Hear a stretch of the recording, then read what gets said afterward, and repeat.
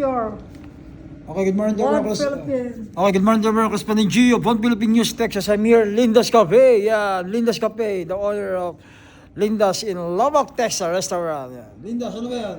Hello, welcome to Linda's Cafe. Please get your One Philippine magazine at Linda's Cafe. Sabi mo, Merry Christmas. Merry Christmas and a Happy New Year. Yeah, Linda's Cafe, yeah. Best wishes to everybody. What can you say about Gio Masalsor, Correspondent Gio, One Philippine News? What can you say about me? Oh, it's wonderful.